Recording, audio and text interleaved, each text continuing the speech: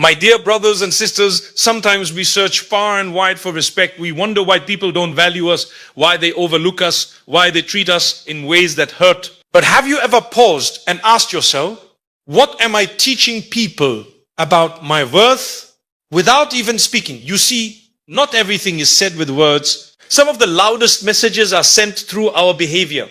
The first behavior is how you guard your time. Time is a gift from Allah. When you give it away carelessly, when you allow people to waste it, you are silently telling them it has no value. But when you protect it, when you use it wisely, people begin to realize that you are not someone to be taken lightly. The second is how you speak. If you speak with dignity, calmness and respect, even when you are upset, you elevate yourself. But when you shout, insult or lose control, you reduce your own worth before anyone else does. Remember, the believer is not abusive in speech. The third behavior is setting boundaries. Many people think saying no is harsh. No, my dear brother, my dear sister, it is not harsh when done with wisdom. When you constantly say yes to everything, even when it harms you, you teach people that your comfort does not matter. Islam teaches balance. You have rights over yourself. The fourth is consistency. Who are you when no one is watching? And who are you when everyone is watching? If these two people are different, people will eventually notice. But when your character is steady, when your honesty is firm, your value becomes unquestionable.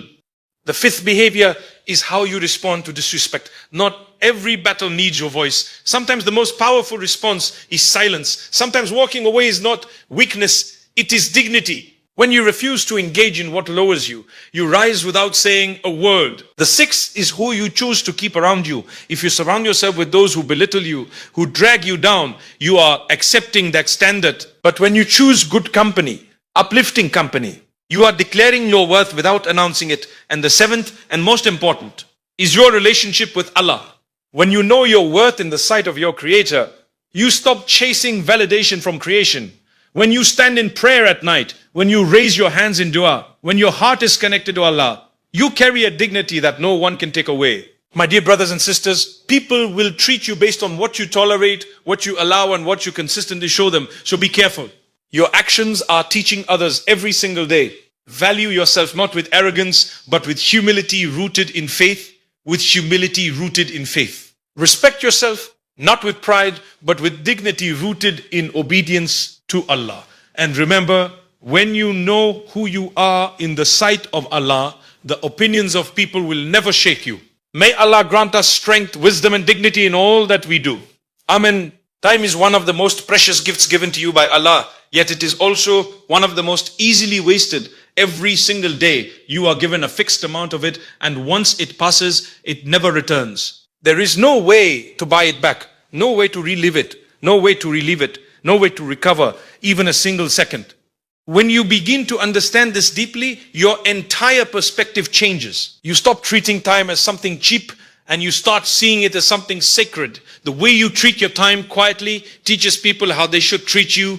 If you are always available, always ready to drop everything for anyone at any moment, people will slowly begin to assume that your time has no value. Not because they are bad people, but because you have shown them through your actions that it is okay to interrupt you, delay you, or overlook your priorities. And over time, this becomes a pattern. You feel drained, unappreciated, and even disrespected, but it all started with how you handled your own time.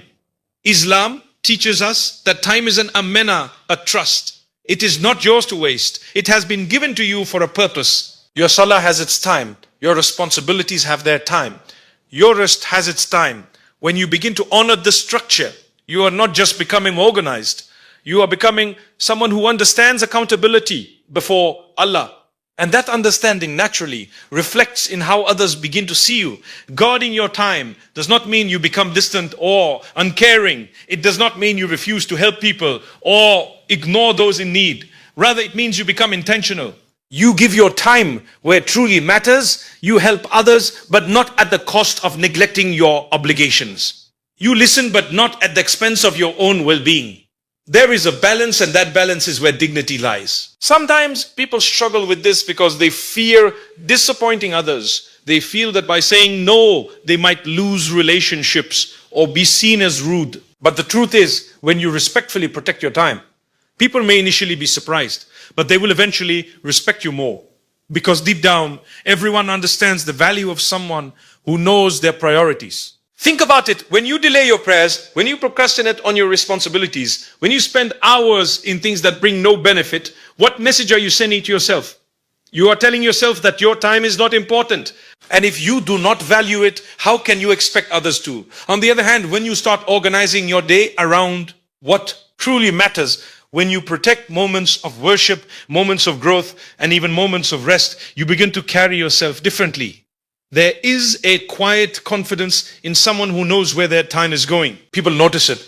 They may not say it, but they feel it. Guarding your time is also about knowing that not every invitation deserves acceptance, not every conversation deserves your energy, and not every distraction deserves your attention. Life becomes lighter when you realize that you are allowed to choose. You are allowed to step back. You are allowed to say, I cannot do this right now without guilt. And when you live like this, something beautiful happens. You no longer feel controlled by others' demands. Instead, you feel grounded. You feel focused. You feel at peace because your time is aligned with your purpose. So be careful with your time. Treat it with respect, and others will learn to do the same. Not because you demanded it, but because you demonstrated it. The way you speak is a powerful reflection of how you see yourself, and it quietly teaches others how they should treat you. Words are not just sounds, they carry weight, meaning and emotion. A person who speaks with calmness, respect and dignity sends a message without even trying. I value myself and I expect to be treated with the same respect. Many people underestimate this. They think respect is demanded through force, loudness or dominance. But in reality, the more tahakkam you have over your tongue, the more qawwata you carry in your presence. The more qawwata you carry in your presence. When you raise your voice, lose control or speak harshly, you may feel powerful in the moment, but you are actually giving away your dignity piece by piece. People might respond out of fear or discomfort, but deep down, they do not truly respect that behavior. On the other hand, when you choose your words carefully, when you respond instant, instead of reacting when your tone remains steady, even in difficult situations, you elevate yourself, you show emotional strength, you show maturity, and most importantly, you show that your worth is not dependent on the situation or the behavior of others. There is something deeply powerful about a person who remains composed when tested. When someone speaks to you harshly and you respond with calmness, you are not being weak, you are showing control, and control is strength. It is easy to shout, it is easy to insult, but it is not easy to remain dignified when emotions are high.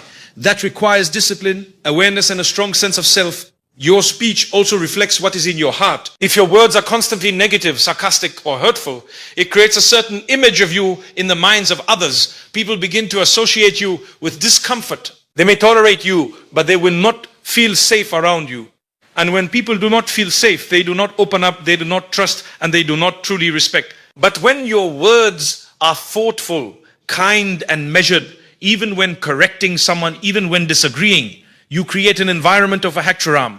People feel valued in your presence. And when people feel valued, they naturally value you in return. This does not mean you become silent or passive. It does not mean you never speak up for yourself.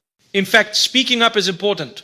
But there is a difference between speaking up with dignity and speaking out of anger. One builds your image, the other damages it. One earns respect, the other pushes it away.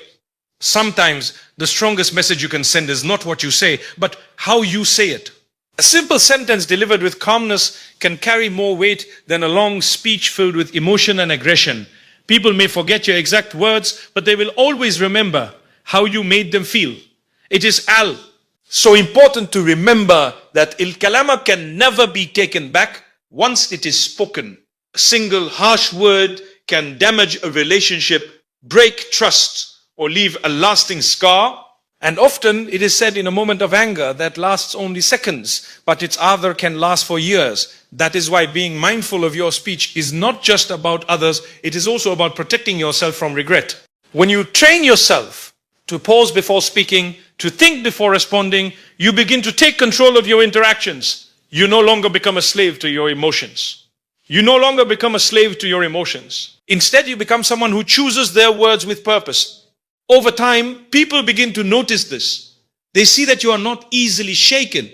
They see that you carry yourself with grace. And without you ever saying it, they understand that you are not someone to be spoken to carelessly. So refine your speech. Let your words reflect your iman, your character, and your self-respect. Because in every conversation, you are either raising your worth or lowering it, and most of the time, it is happening quietly through the way you speak. Setting boundaries is one of the most misunderstood aspects of character.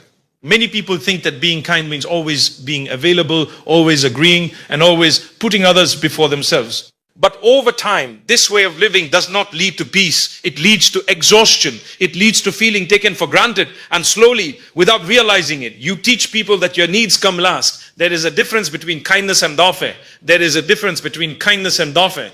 Kindness is a strength rooted in sincerity. It is choosing to help, to give, and to support for the sake of Allah. But weakness is when you feel unable to say no, even when something is harming you, draining you, or pulling you away from your responsibilities. Islam does not teach you to destroy yourself for others. It teaches balance. It teaches then that you have rights over yourself, just as others have rights over you. When you fail to set boundaries, you begin to lose control over your own life. Your time is no longer yours. Your energy is constantly being spent on things that may not even matter. You start saying yes to avoid awkwardness, to avoid disappointing others, or to avoid being misunderstood. But in doing so, you end up disappointing yourself. And that feeling builds up inside quietly, heavily, until it turns into frustration. Setting boundaries is not about pushing people away. It is about defining what is acceptable and what is not. It is about teaching others how to treat you. Not through lectures, but through consistent action. When you respectfully say, I cannot do this right now, you are not being rude. You are being honest. And honesty, when delivered with wisdom, is muhantram. Some people may not like it at first. They may be used to having constant access to you. They may expect you to always agree. And when you begin to change, they might question it. But that reaction is not a sign that you are wrong. It is a sign that they are adjusting to a new standard, a healthier one. You must also understand that saying no does not make you a bad person. It does not reduce your generosity. In fact, it protects it. Because when you say yes to everything, your yes loses its value. But when you are selective, when you give your time and energy with intention, your yes becomes meaningful. It becomes something real, something appreciated. Boundaries also protect your relationship with Allah. When you allow people to take over your schedule, when you constantly delay your ibadat, your prayers, your responsibilities, you are sacrificing what truly matters for what is temporary. But when you set limits, you create space for what is essential. You ensure that your priorities remain in the right order. There's also a quiet dignity in someone who knows their limits. You do not need to explain yourself excessively. You do not need to explain yourself excessively. You do not need to justify every decision. A simple, respectful response is enough. Over-explaining often comes from guilt. And guilt often comes from not fully believing that you have the right to choose. But you do have that right. At the same time, boundaries should always be set with wisdom and good character. It is not about becoming harsh, cold, or distant. It is about being firm but kind, clear but respectful. You can decline something and still smile. You can say no and still maintain a good relationship. And when you live like this, something shifts within you. You feel lighter. You feel more in control. You feel more aligned with your purpose. Because your life is no longer being shaped by pressure, but by intention. People will begin to notice this change. They will see that you are not easily pushed, not easily overwhelmed. And without you ever announcing it, they will understand that your time, your energy, and your presence carry value. So do not be afraid to set boundaries. Do it with sincerity. Do it with balance. And do it knowing that you are not just protecting your time, you are protecting your dignity. Consistency in character is something that cannot be faked for long. A person may pretend for a short time, may put on a good image in front of others, may speak beautifully and act impressively when NASA are watching, but eventually the haqaiq comes out. And when it does, it either strengthens your worth in the eyes of NASA or quietly weakens it. Who you are when no one is watching matters more than who you are when everyone is watching. Because your private self is your real self. When you are alone, when there is no audience, no praise, no recognition, what choices do you make? That is where your character is built. That is where your sincerity is tested. And that is what eventually shapes how others perceive you, even if they cannot see those private moments directly. There is something powerful about a person who is consistent. The one who is honest in private and honest in public. The one who avoids wrong, not because of fear of Nasa, but because of awareness of Allah. This kind of person carries a quiet strength. You may not always notice it immediately, but over time it becomes weird. People begin to trust them. They feel safe with them. They know that what they see is what they get. On the other hand, inconsistency creates doubt.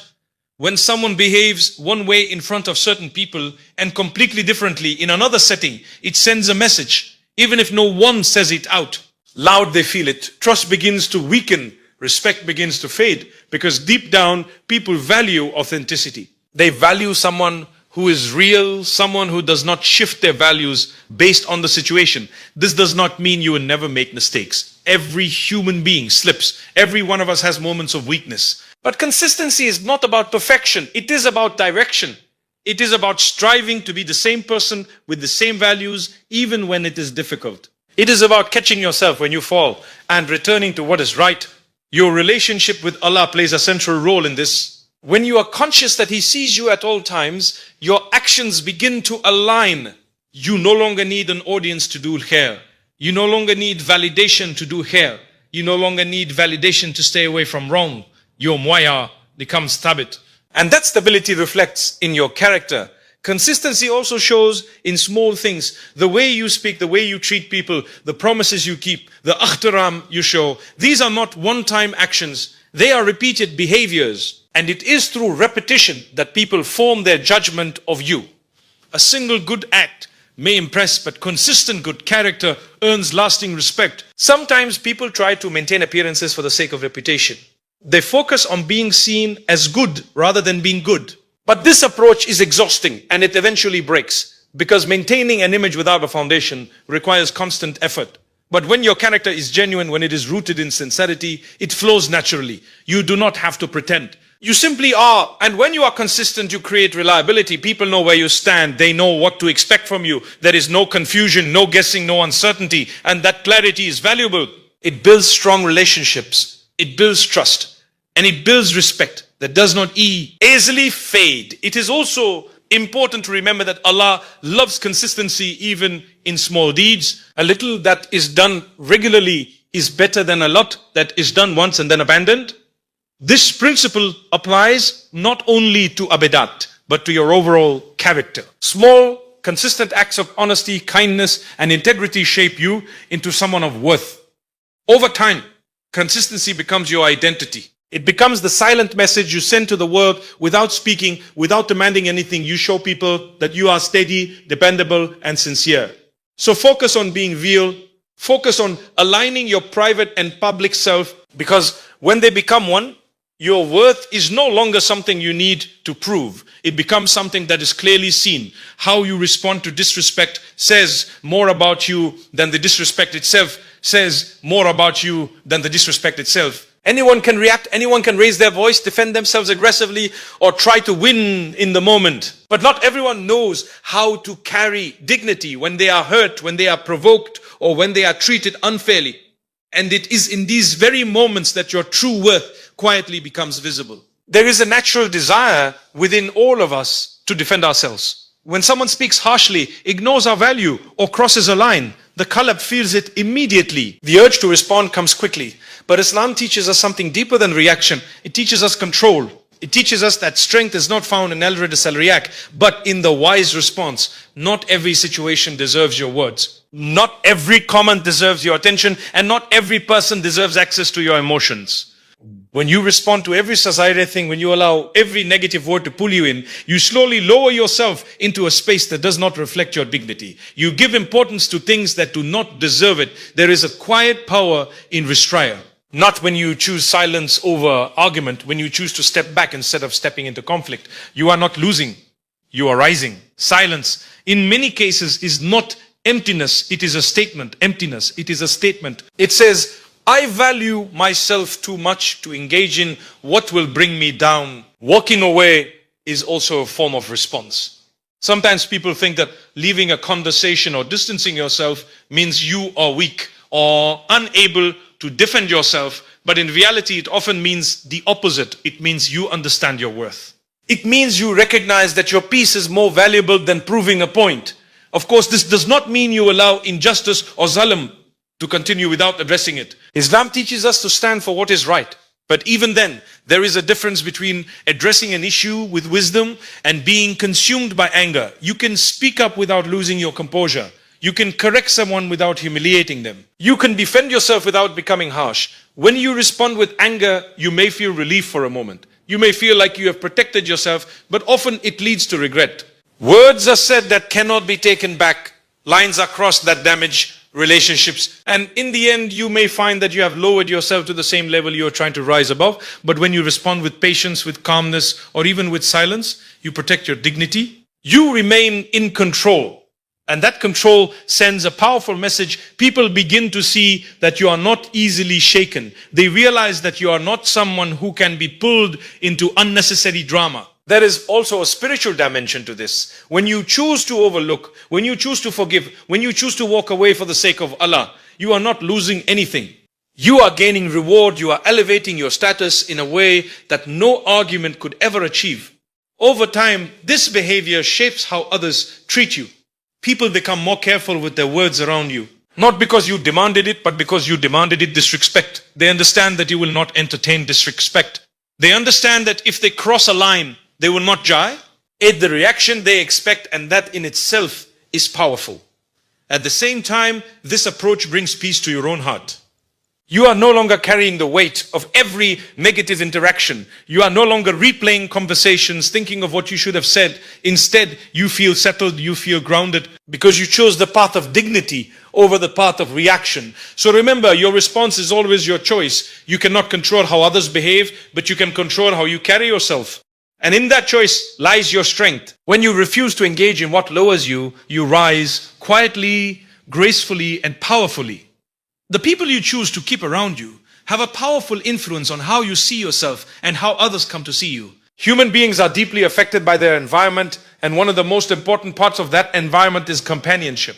Without even realizing it, you begin to adopt the attitudes, habits, and standards of those you spend the most time with. This is why your circle is not just a social choice, it is a reflection of your self-worth. When you allow people into your life who constantly belittle you, ignore your value, or treat you as insignificant, you are quietly accepting that standard. You may not say it out loud, but your istimrar in their company sends a message that this is what you are willing to tolerate.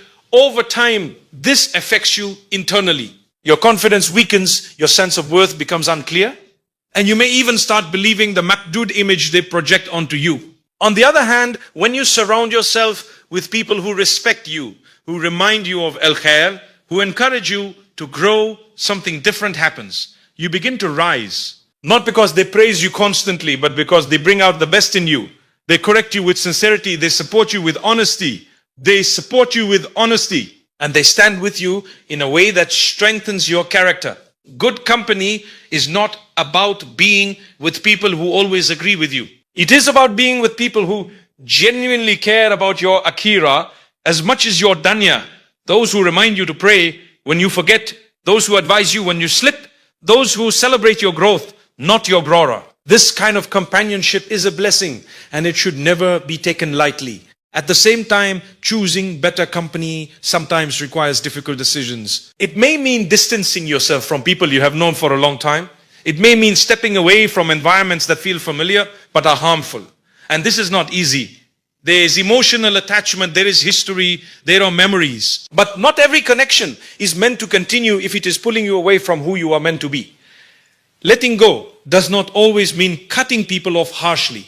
Sometimes it simply means creating space, reducing interaction, being present less often, protecting your energy without creating unnecessary conflict. You can still wish people well, still make dua for them, but choose not to place yourself in situations where your worth is diminished. It is also important to reflect on what you bring into the lives of others. Just as you seek good company, you should strive to be good company. Be someone who uplifts, who speaks with sincerity, who encourages al-khair. Because the same way others influence you, you influence them. And part of knowing your worth is ensuring that your presence adds value wherever you go. People observe your circle more than you realize.